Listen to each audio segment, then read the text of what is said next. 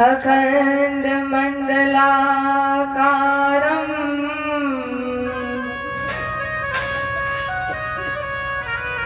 व्याप्तमेन चराचरम्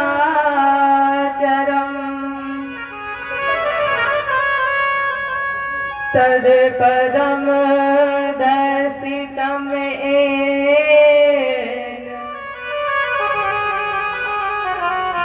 तस्मै श्री गुरुवे नमः। कृष्णाय वासुदेवाय हरये परमात्मने प्रणतक्लेशनाशाय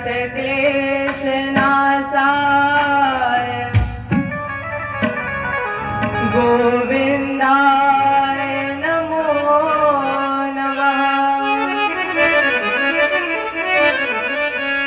ब्रजे वसन्तं नवनीतचौरम् गोपाङ्गनानां चदकुलचौरम्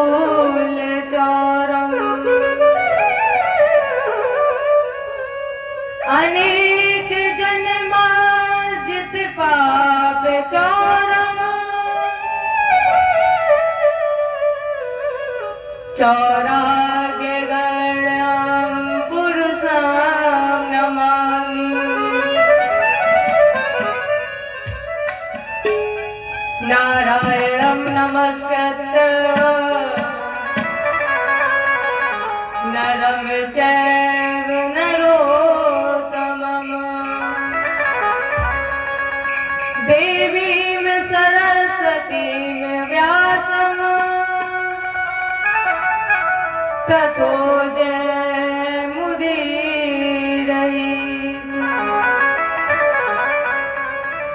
गिर को उठाय ब्रज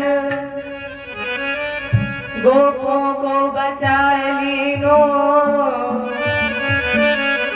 अग्नि से उबारे पांडु बालक मझारी के। लाखों गज घंटा तले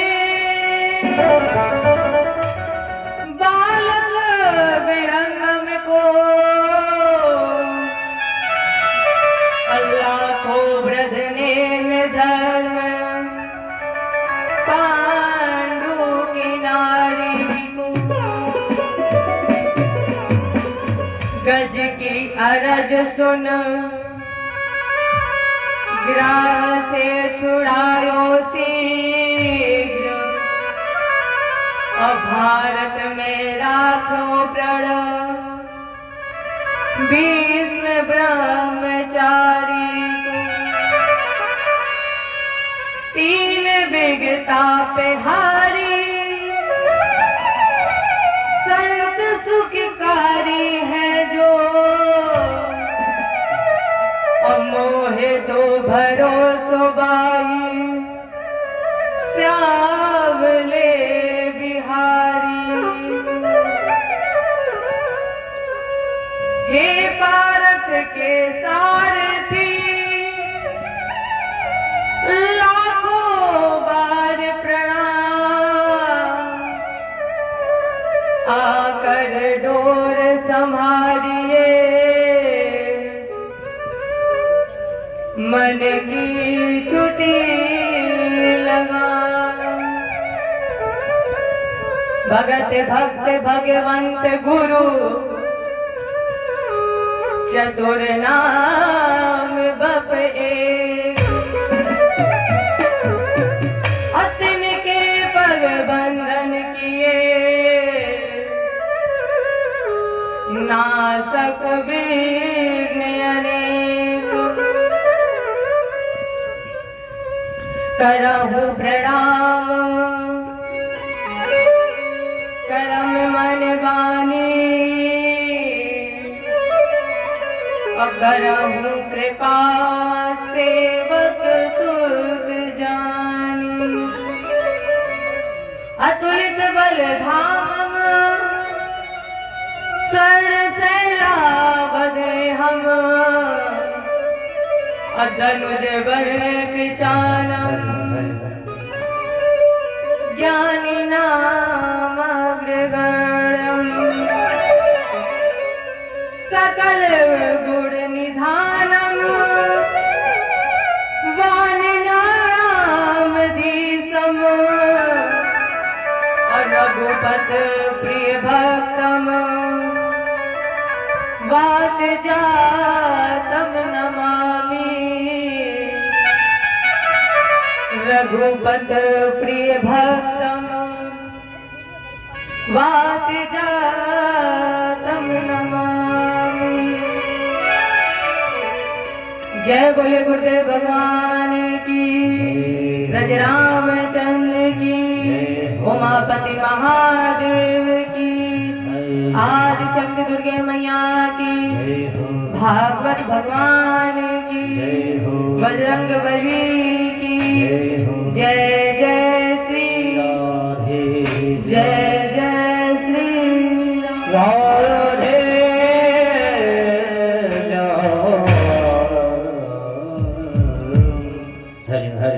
आवाज बढ़ाओ भाई की सुना। हम लोग बड़े भाग्यशाली हैं। क्यों? क्योंकि ठाकुर जी की कृपा है। अब ठाकुर जी की कृपा क्यों है? ठाकुर जी की कृपा इसलिए है, जो श्रीमद् भागवत की कथा देवताओं को दुर्लभ है, वो हमें आपको बिहारी जी की कृपा से सुलभ है। और शायद बाबा ने मानस में लिखा है, बड़े भाग्य मानुष तन पावा। लेकिन एक बात और पड़ गई, रामायण में बाबा ने दूसरी बात लिखी, छित जल पावक गगन समीरा, पंच रचित यह अदम शरीरा। और मनुष्य को परमात्मा ने दो विशेष चीजें दी, जो 84 लाख योनियों में किसी के पास नहीं। उसमें से पहली वस्तु है विवेक और दूसरी वस्तु है बुद्धि। अब हम लोग यहाँ पे विवेक का प्रयोग करें, बुद्धि का प्रयोग करें, तो एक तरफ लिखा है सुर दुर्लभ और दूसरी तरफ लिखा है बाबा ने अधम शरीरा।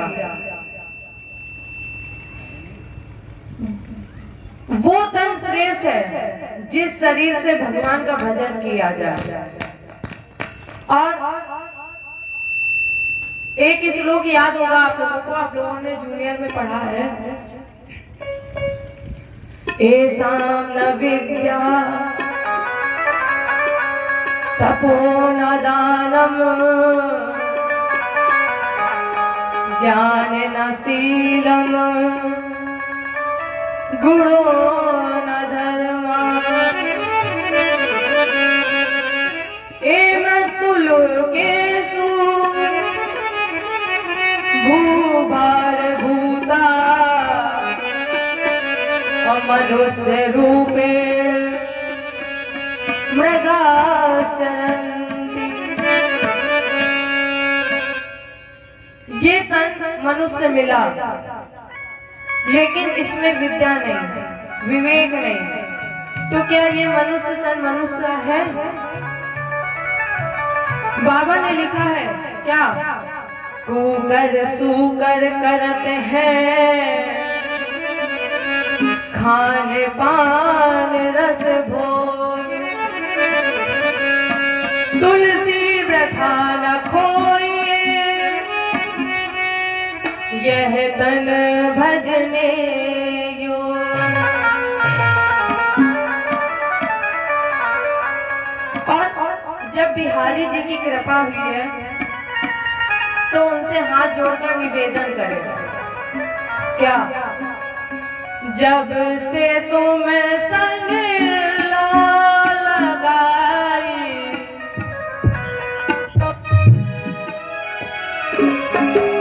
जब से तुम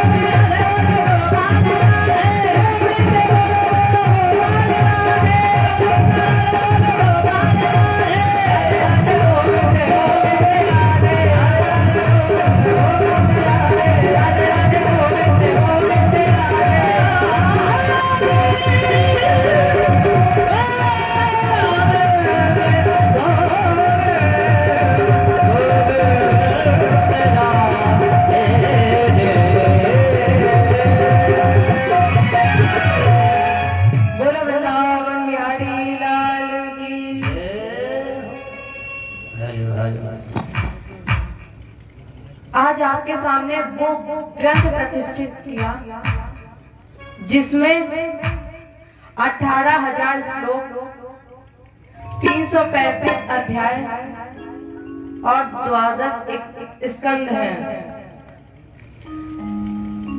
यहाँ एक विचार करिए, वेद व्यास जी इस ग्रंथ का लेखन 12 स्कंद में क्यों कर रहे हैं, 11 में क्यों नहीं किया? क्योंकि हमारे यहाँ विषम संख्या को ही शुभ माना जाता है, तो 11 में ना करके 12 में क्यों किया? इतना ही नहीं, भगवान कृष्ण ने जब 18वीं बार जरासंध के सामने युद्ध मैदान छोड़ा, अष्टादशम श्रृंगा में, और भगवान समुद्र के अंतः स्थल में गए, तो कितनी बड़ी नगरी बसाई इन्होंने। इति समंत्र भगवान दुर्गा द्वादश योजनम अंतः समुद्रे नगरे कृतस्नात भूतम चिकीर्षया। भगवान जी के ग्रंथ में स्कंद 12 और भगवान ने अपने रहने के लिए जो नगर बसाया है उसमें योजन है 12। जब वसुदेव भगवान का मंत्र आप जपते हैं उसमें भी मंत्र है 12। मंत्र है ओम नमो भगवते वासुदेवाय।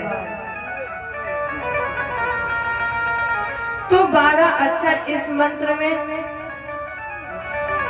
भागवत में स्कंद 12 है और द्वारिका में योजन 12 है। और हमारा ये मानना है कि जो इस मनुष्य के शरीर में अंग है वो भी 12 है। 5 ज्ञानेंद्री, 5 कर्मेंद्री, 1 मन, 1 बुद्धि। और इनको अलग कर दिया जाए तो शरीर में कुछ बचेगा। अर्थात भागवत में जो 12 स्कंद है ये भगवान के दिव्य साकार रूप में 12 अंग हैं। अध्याय 335 को आप जब जोड़ोगे तो बनेगा 11। 3 3 6 5 11। अच्छा 11, 1 और 1 को मिला दिया जाए तो क्या बनेगा? 1 और 1 को मिलाओगे तो प्यारे ना 11 बनेगा और ना 2 बनेगा। क्या बनेगा? 1। और जब 1 है वो और 1 है हम, तो क्या हम अलग हैं उनसे?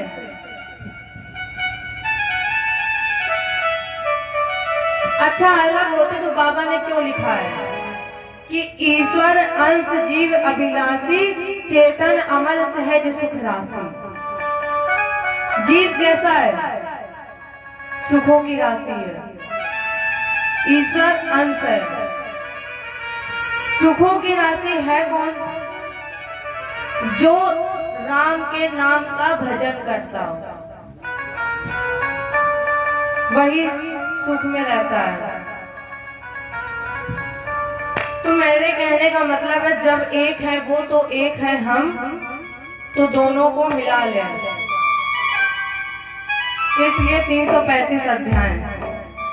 लेकिन दोनों के बीच में एक चीज है, 18,000। इसमें 1 ब्रह्म है, 8 माया है। और जब माया और ब्रह्म को जोड़ देंगे तब कितना बनेगा? 9। 8 1 9। मानो पूर्णता ही तो हमें आपको प्राप्त करनी है। पूर्णमदम। ये कोई ऐसी वस्तु नहीं है जो जल्दी मिल जाए। इसलिए शायद बाबा ने लिखा बिन जाने ना होए प्रतीति और बिन प्रतीत होए ना प्रीति।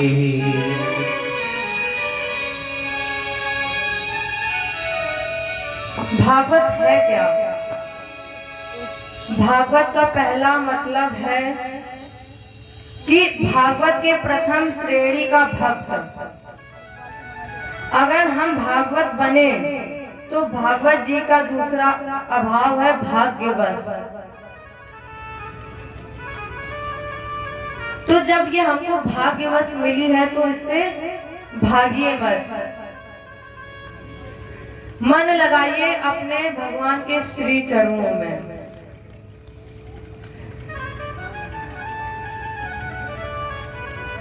आपने एक गीत सुना होगा, बहुत पहले चलता था,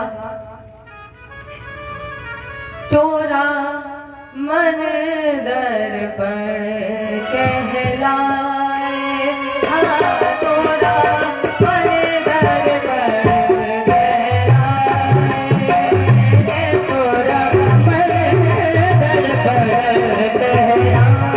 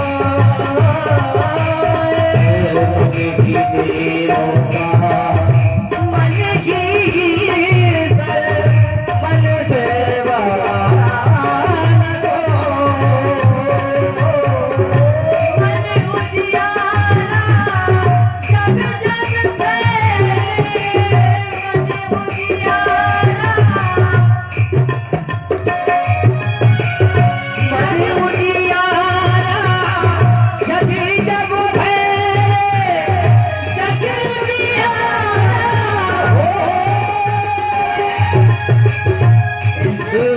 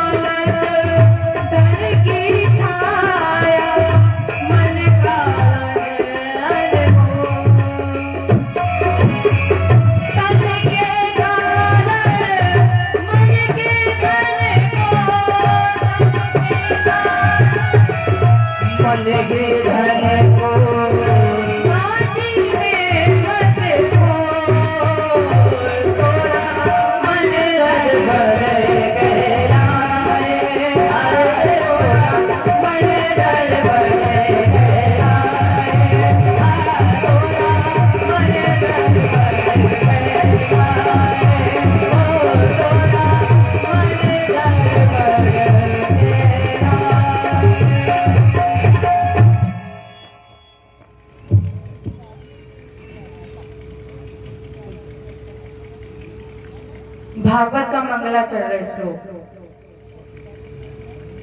जो मेरी दृष्टिकोण में 18,000 श्लोकों का सार इसी श्लोक में है। सच्चिदानंद रूपाय विश्वोत्पत्त्यादि हेतवे तापत्रय विनाशाय श्री कृष्णाय वयं नमः। सच्चिदानंद रूपाय, जो ग्रंथ आपके सामने रखा गया या जो वांग्मय प्रतिमूर्ति है, उसका नाम है सच्चिदानंद। जब आप लोगों ने कृष्ण जन्मोत्सव बहुत बार मनाया होगा, जब प्राकट्य का समय आता है तब ब्रह्मादि देवताओं ने स्तुति की है, 9 बार सत्य कह के बुलाया। सत्यव्रतम सत्य परम सत्यम सत्यस्य योनिम निहितम च सत्ये सत्यस्य सत्याम मृत्य सत्य नेत्रम सत्यात्मकम त्वाम सर्वं प्रपन्ना। 9 बार सत्य कह के बुलाया। यहाँ बाबा ने एक बात लिखी है, धर्म न दूसर सत्य समाना, आगम निगम पुराण पखाना। सच्चिदानंद, सत्य चित आनंद, सत्य है वो, चित माने प्रकाश, जिसके प्रकाश से सूर्य और चंद्रमा भी प्रकाशित है, जो अपने आप में स्वयं प्रकाश है। आनंद, आनंद का विलोम कहीं नहीं है। अब आनंद मिलता कहाँ है? परमानंद की शरण में। और संसार में है केवल सुख, और सुख का परिणाम है दुख। इसमें 3 वाक्य और हैं, तो साकार भी इनके 3 रूप भी हैं। सच्चित आनंद, तब उसके 3 स्वरूप भी हैं, ब्रह्मा विष्णु महेश। परिणाम स्वरूप 3 प्रकार की माया, माया, योग माया, महामाया। माया ब्रह्मा जी के पास सृष्टि का निर्माण, ब्रह्मा जी सृष्टि का निर्माण करते हैं, और योग माया विष्णु के पास पालन करते हैं, और महामाया है शंकर जी के पास उपसंहार।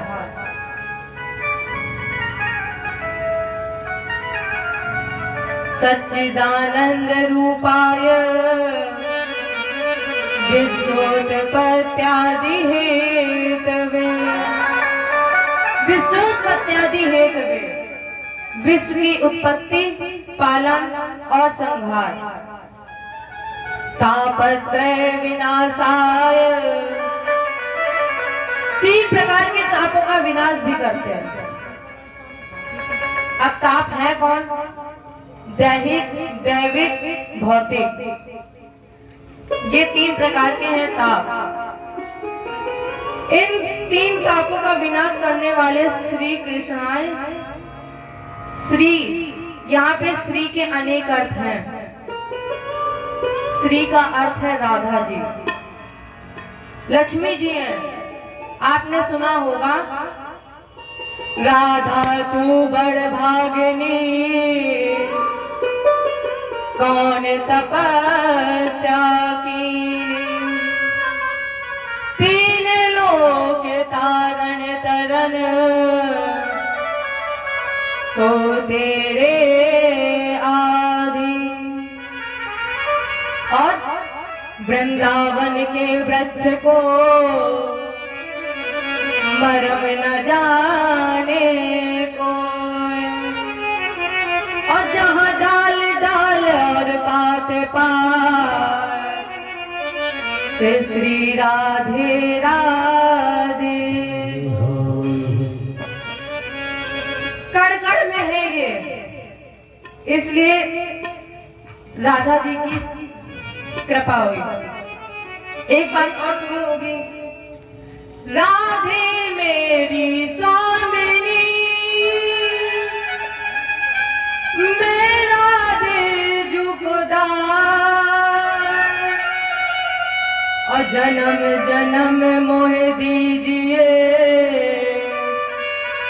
श्री वृंदावन वास। अरे राधे सुन बरसाने वाली,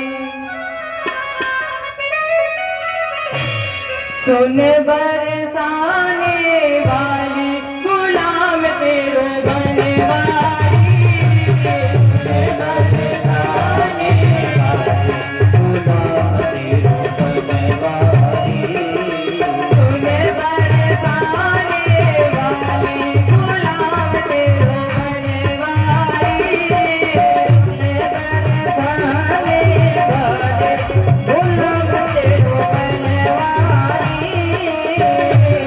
पायलिया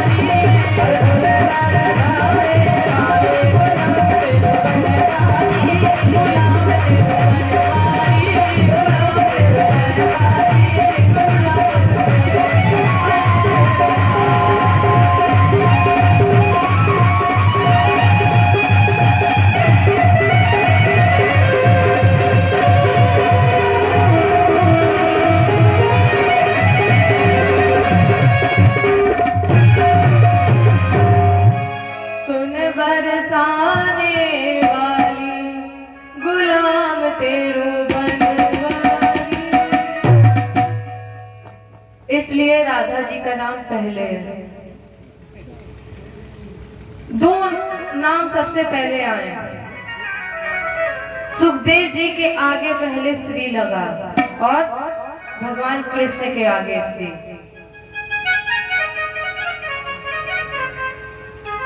भगवान कृष्ण में के चरणों में नमस्कार। इसके पश्चात श्री सुखदेव जी के चरणों की चरण वंदना है। श्रीमद् भागवत के प्रथम वक्ता श्री सुखदेव जी श्रीमद् भागवत के प्रथम वक्ता है। यम प्रव्रजन्त मनुपेत मपेत कृतम द्वैपायनो विरह कातर आजुहार। पुत्रेति तन्मयता तरवोभिने दुस्ता सर्वभूत हेन्द्रम मुनिमान परमहंस संस्कार सुन अजान बाहु। अच्छा विचार करिए कि जिसने माँ के गर्भ को ही 12 साल में ही मंदिर बना लिया।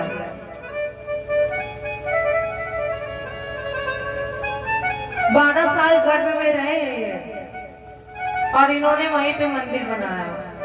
गर्भ को ही मंदिर बना लिया। अजान बाहु मतलब जिसके चलते समय हाथ की मध्यमा उंगली पैर के घुटनों के नीचे तक पहुंचती है। जन्मत ही जग दुख निरख नरा लपेटे अंग दिगंबरम वक्त वीति विकेड़ के। बिल्कुल दिगंबर भेष, केस बिखरे हुए हैं। ये गोलोक धाम से आए हैं और गोलोक धाम में ये श्री राधा का गुणानुवाद करते थे। राधा जी के दाहिने हाथ पर बैठते थे और ये राधा जी के गुण गाते थे। राधा जी ने कहा बेटा एक काम करो, अगर कल्याण चाहते हो तो फिर मेरे गुणगान की जगह कृष्ण के गुणगान करो।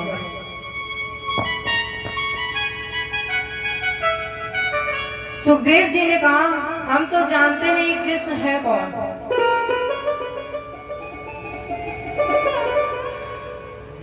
इसके लिए तुम्हें धराधाम पे जाना होगा।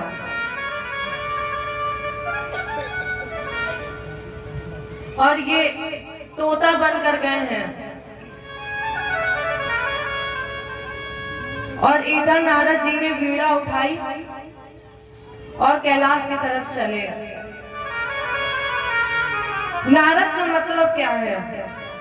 नार माने ज्ञान भी है और नार माने अज्ञान भी है। नारद ज्ञानम ददाति माने जो ज्ञान दे उसे कहते हैं नारद। तो इनको एक विचार आया कि मैंने सबकी लड़ाई कराई है केवल भोलेनाथ जी को छोड़ के। तो इन्होंने एक कार्य किया। इधर भोलेनाथ जी अपनी समाधि में थे, नारद जी पहुंचे। पार्वती माता जी ने देखा कि अरे मेरे गुरु जी आ रहे हैं। माता पार्वती नारद जी को गुरु मानती थी। प्रणाम किया तो नारद जी ने कहा देवी एक बात बताइए आप। माता जी ने कहा पूछो। नारद जी ने कहा कि भोलेनाथ आपसे कितना प्रेम करते हैं। माता पार्वती ने कहा भोलेनाथ तो बहुत प्रेम करते हैं। तो नारद जी ने कहा भोलेनाथ आपसे प्रेम तो करते हैं पर इन्होंने आपसे एक बात छुपाई। क्या? कि ये नृत्य बहुत अच्छा करते हैं और ये बात आपको नहीं बताई। कितना कहकर नारद जी उठ के चल दिए और इधर भोलेनाथ ने देखा, गए पार्वती जी के पास। पार्वती जी ने पूछा भोलेनाथ से, स्वामी आपसे एक बात पूछनी है। भोलेनाथ बाबा ने कहा पूछो। तो माता जी ने कहा कि आपने मुझसे कुछ छुपाया तो नहीं है? भोलेनाथ ने कहा नहीं, कुछ नहीं छुपाया। माता जी ने कहा आपने एक बात छुपाई है। क्या? कि आपको नृत्य करना बहुत अच्छा है, बहुत अच्छा नृत्य करना आता है आपको और मैं नृत्य देखना चाहती हूँ। तो भोले बाबा ने जवाब दिया, कहा तुम्हारी बात तो ठीक है, पर जो तुम मेरे सर पे चंद्रमा देख रही हो ना, इसमें अमृत भरा है और मैं जरा सा भी इधर उधर डोला तो मेरे गले में जो मुंड माला पड़ी है ये सब जीवित हो जाएंगे। तुरंत माता जी ने कहा नहीं नहीं, आप नृत्य मत करिए। फिर दूसरा दिन आया, दूसरे दिन नारद जी आए। उन्होंने पूछा कि माता जी आपने प्रश्न किया है? तो माता जी ने कहा हाँ मैंने पूछा। तो उन्होंने बताया कि ये बात हुई। अब उन्होंने पूछा ये जो आपके गले में मुंड माला पड़ी है ये आपने पूछी किसकी है? फिर शंकर जी इधर समाधि में लगे तो माता पार्वती ने पूछा भोलेनाथ ये जो आपके गले में मुंड माला है ये किसकी है? कौन है ये सब? तो भोले बाबा ने कहा ये तुम्हारा ही स्वरूप है, ये तुम ही तो हो। और आप? तो भोलेनाथ ने कहा मैं तो अमर अजर हूं, मैं कभी मर नहीं सकता। तो माता पार्वती ने कहा कि स्वामी मुझे भी अब नहीं मरना है। तो भोले बाबा ने कहा ठीक है, बैठ जाओ और अमृत कथा सुनो। और यही अमृत कथा आगे हमारे व्यास जी के द्वारा सुनेंगे। गोविंद मेरो है गोपाल